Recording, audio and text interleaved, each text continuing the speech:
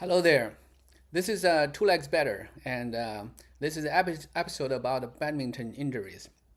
Now, this is a badminton racket, and you all know, if you watch this, I suppose you all know what this game is. And now, here's the thing: in sports, you play sports, you get injured. It's just a way of life.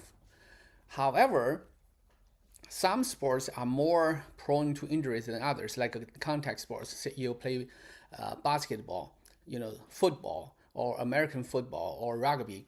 It's very easy to get injured. You could get injured almost every time you play, but that's because you have a physical contact with another human being, and that's really. You think about, if you are 300 pounds, let's say you are 200 pounds, you hit another 200-pound human being at high speed, it's very likely that something is going to happen, injury happens. However, for badminton, that's not the case, right? The badminton racket is not very heavy at all. If you hold it, it's not heavy at all. It's even not as heavy as a tennis racket. And badminton itself is very light, right? So, and it's basically a non-contact sport. You don't need to touch even your own partner. If the two of you are playing, you shouldn't be running into each other at all. So, as a non-contact sport, people still get injured in badminton. Why? Well, that's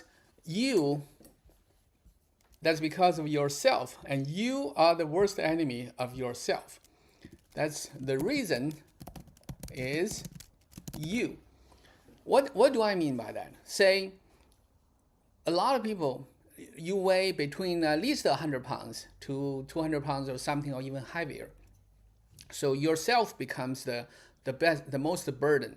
How you move, that could put a lot of burden on your body. Now, there are a few things I want to talk about. First, the first kind of injuries are the lower body injury. Lower body injuries. So it's basically your knee and your ankle. You can pull your muscle, but that's a different thing. We'll talk about that maybe some other day. But here I want to talk about the lower body, focusing on the ankle and the knee.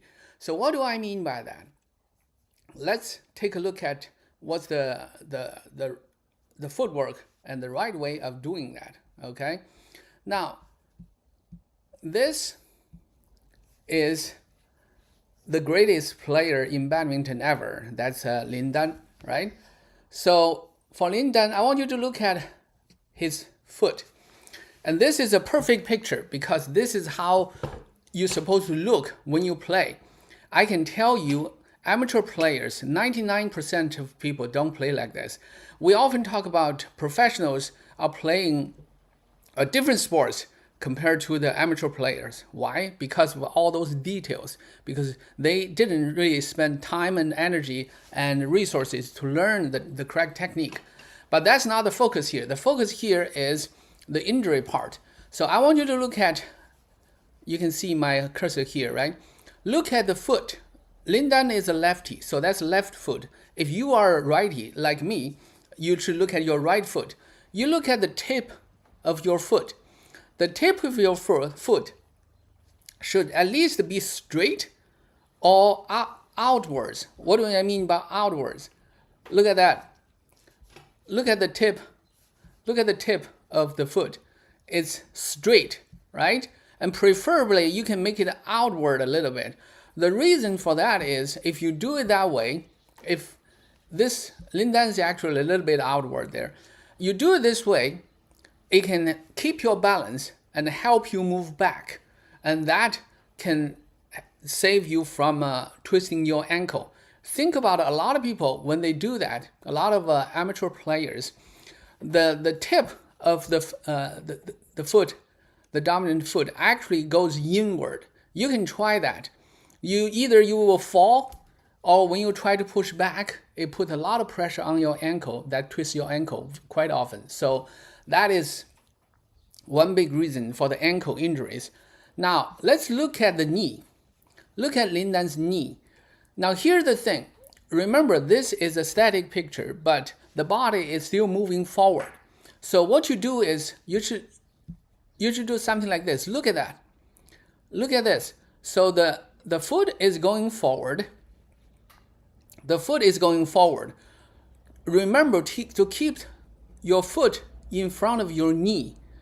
Otherwise, a lot of people, they actually, their knee is in front of the foot. If you do it that way, it put a lot of pressure on your knee and it can cause your knee problems. A lot of people have knee problems when they play badminton.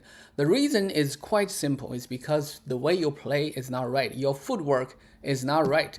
So back to Lin Dan's case, and this is Lin Dan's case. If you play like this, if your footwork is like this, you are less likely to get injured. Okay, now, badminton is a very, very technical game.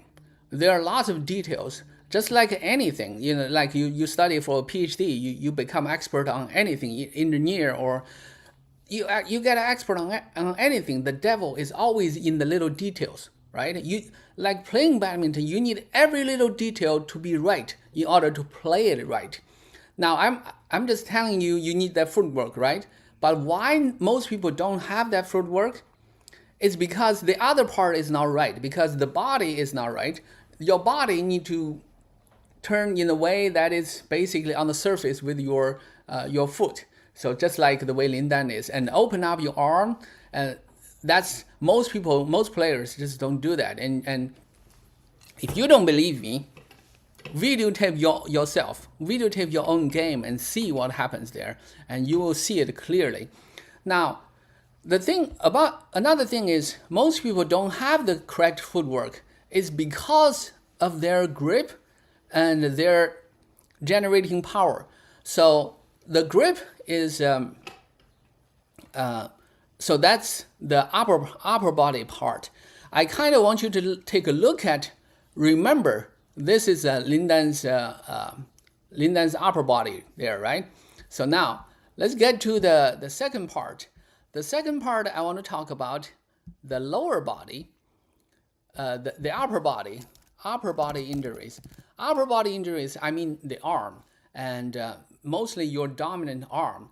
So this part is tricky because a lot of people heard of a tennis elbow, right? You play badminton, but you get a tennis elbow. Tennis elbow is because the way you generate power is wrong. And why the way you generate power is wrong is because of your grip. I did a lot of search on the internet, in Google, about people teaching badminton techniques, the grip and stuff. Most of them are wrong. Most of them are really, really wrong. But I don't want to focus on the wrong thing. I just want to, I don't know. I mean, and you can choose. If you choose to believe me, then just try what I told you and see how it works. Because I don't want to come out to try to discredit all these wrong things. But if you keep doing those, you're gonna hurt yourself. And I'm telling you very seriously here. Now, what do I mean by the correct grip here? Now, I want to show you a couple of things. This is the tricky part because the grip is the first and foremost thing in badminton. However, it's the difficult thing because it's not natural. It's unnatural. So that's why if you just grab a racket to play, you're not going to get it. And even if you get a coach, most coaches don't really know their shit. So they won't be able to correct you. So you need to find a good coach, a coach who really knows the stuff. Okay. Now, there are two fundamental ways to hold the racket. So that's the racket grip. So that's the forehand and the backhand. If you are truly a professional, you will understand there are many other ways to do that. You can hold it a million ways and still generate power in different positions, because badminton, when you generate power, your body is moving, so it's a holistic thing. It's not just the grip itself. Okay. However, here I just want to focus on the grip here. If you don't master these two fundamental ways to grip, you don't know badminton yet. You're going to injure yourself, and if you play a lot. So let's just take a look. Now this This is a Indonesian player, Jordan. He's one of the heaviest smashers, probably in Jordan. He's great. He's one of the greatest, and he's a Olympic champion. Okay, I want you to look at his hand, his grip here. Okay, look at that. Look at the grip, and remember this is smashing. Okay, that's smashing. So when you smash, you have two fingers hold the racket, and open up your other three fingers, and then when you need to hit it, you grab it. Okay, the reason you need to do that is because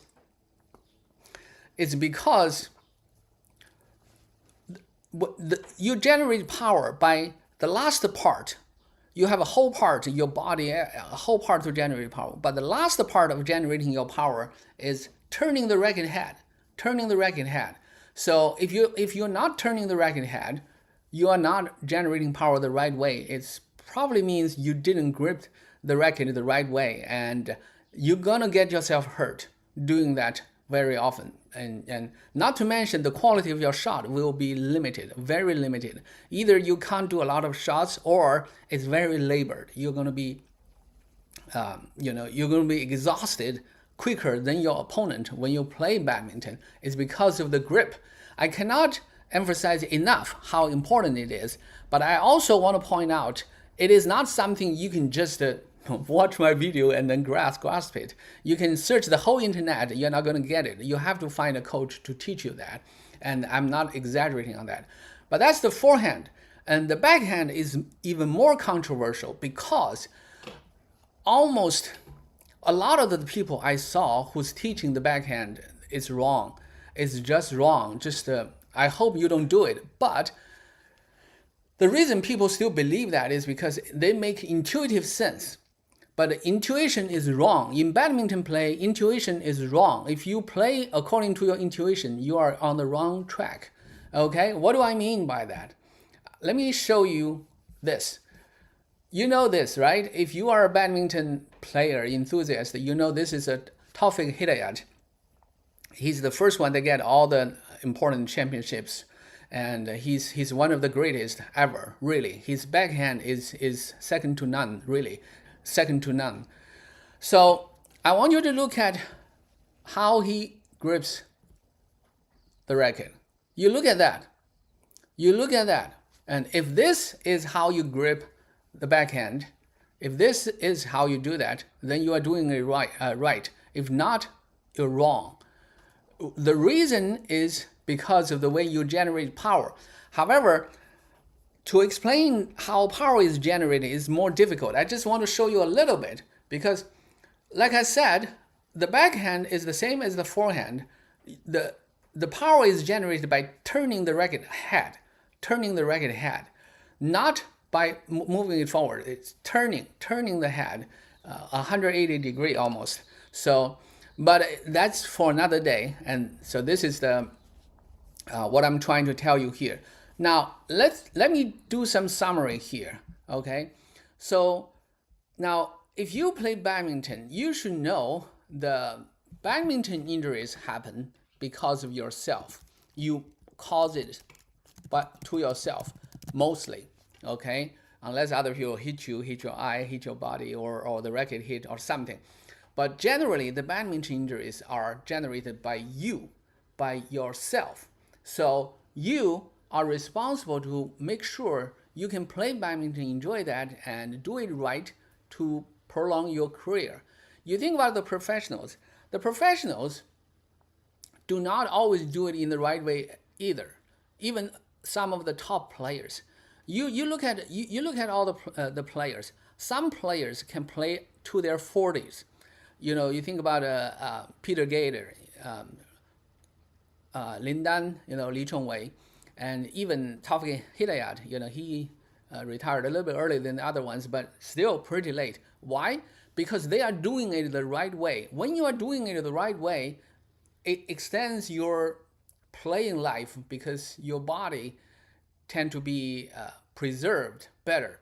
And not just by playing longer, but also to maintain at a very high level. like Lin Dan, Li Zhongwei, near the end, when they are like almost their 40s, they can still compete with a 19-year-old, 20, 25-year-old, you know? How many of the current players can do that when they are 40? Think about that. So just by watching these professional players, see how they play does not help you really.